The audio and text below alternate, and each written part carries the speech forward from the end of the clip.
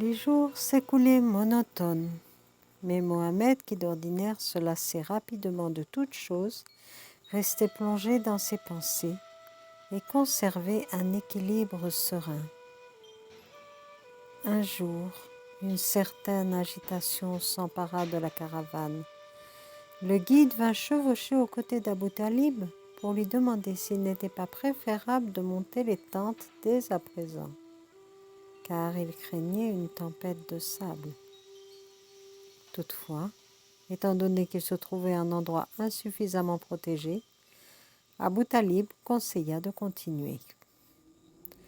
Un vent brûlant se leva bientôt et s'abattit sur eux par derrière. Ils charriaient de telles quantités de sable qu'il leur fallut malgré tout mettre pied à terre.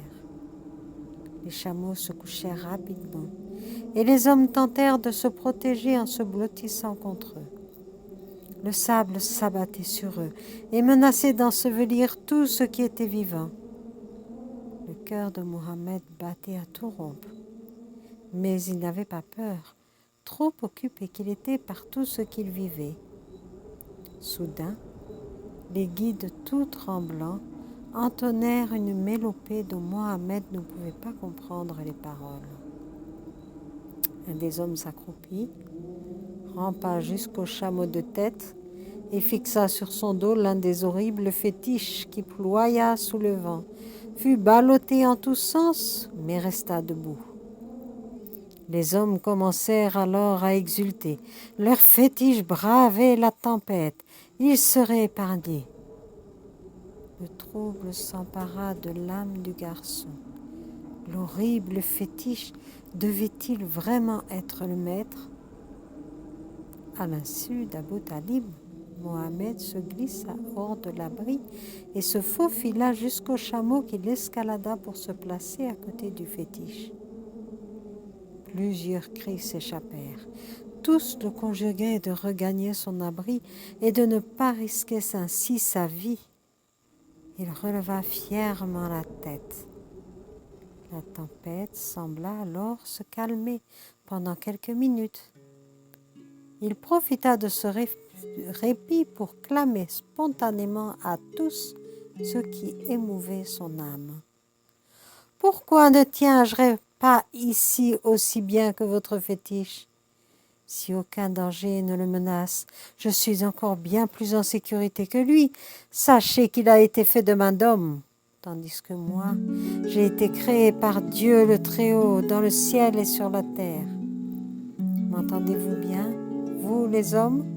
Je suis sa créature et deviendrai son serviteur dès que je serai assez grand pour qu'il puisse utiliser mes services. » Les hommes le regardaient interloqués. Que disait donc ce garçon? La tempête reprit, et Mohammed fut contraint de se taire. Mais il resta debout, sans même s'accrocher à quoi que ce soit. Il priait, les bras tendus vers le ciel, comme il en avait pris l'habitude depuis la nuit où il avait vécu son expérience.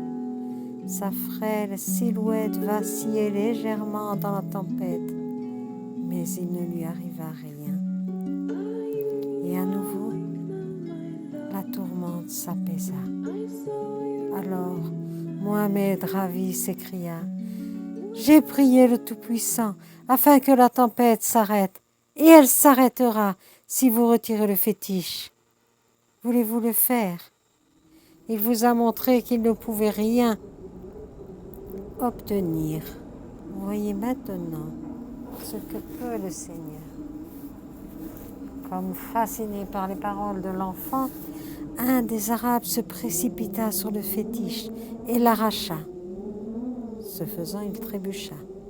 Le fétiche se prit dans ses jambes et se brisa. Mais ce que les hommes auraient normalement considéré comme un mauvais présage leur apparaissait maintenant comme un signe de bon augure dû à la puissance divine. Un dernier coup de vent emporta les restes de l'idole loin dans le désert, et la tempête s'apaisa. Le vent se calma. Les animaux respirèrent librement et se relevèrent.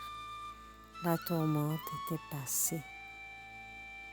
Mais parmi les hommes tout joyeux, l'enfant se trouvait encore sous l'emprise de ce qui venait de se passer.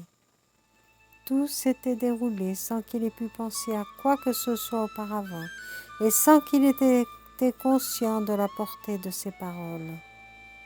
Il était maintenant sous le coup de l'émotion. Comme le Tout-Puissant était grand, et lui, l'enfant, avait été autorisé à parler de lui. En vérité, le Seigneur venait déjà de se servir de lui. En retour, il était désormais prêt à lui consacrer toute sa vie. Il regagna lentement sa monture, y grimpa et s'assit en se serrant involontairement contre son oncle. Abu Talib comprenait ce qui se passait dans l'âme de son neveu, mais il ne souffla mot sur ce qui venait d'arriver et ne répondit pas non plus à ce mouvement instinctif de tendresse.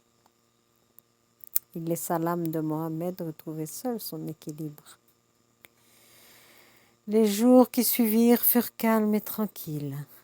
Abu Talib sentait bien que l'enfant était en train de se transformer intérieurement sous ses yeux et que toute parole humaine était superflue.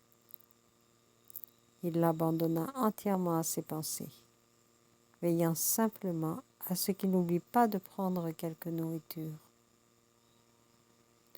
Puis le paysage changea. On montait légèrement et les cavaliers tournaient maintenant le dos désert de sable. Partout l'œil se posait sur des rochers couches verts de végétation et sur de magnifiques vergers. « Sommes-nous en Syrie ?» demanda Mohammed qui semblait sortir d'un rêve. Abu Talib acquiesça et lui dit que le paysage allait devenir plus beau de jour en jour. « Où allons-nous en Syrie ? Comment s'appelle la ville dans laquelle nous séjournerons ?» s'enquit le garçon. Il fut très surpris d'apprendre que tout cela dépendait des nouvelles que son oncle attendait pour le lendemain soir. « Demain, nous arriverons dans un monastère où un message nous attend. Ma prochaine destination en dépend. Dans ce monastère vivent uniquement des hommes très pieux qui sont des serviteurs de Dieu. Mohammed, tu seras heureux de les voir et de pouvoir parler avec eux. » « Sont-ils juifs ?» demanda vivement Mohammed. « Non, ce sont des chrétiens qui affirment que leur communauté fut fondée par l'un des disciples du Christ. Ils t'en parleront peut-être si tu le leur demandes. » Je serais effectivement content de voir enfin de vrais chrétiens. À part Sarah, je n'en ai pas encore rencontré un seul. « N'oublie pas que ta mère, elle aussi, était chrétienne, dit Abu Talib sur un ton de remontrance. Tu sais, j'étais encore bien jeune quand ma mère vivait, répondit Mohammed. Mais j'ai toujours eu l'impression que sa foi n'avait pas grande importance pour elle.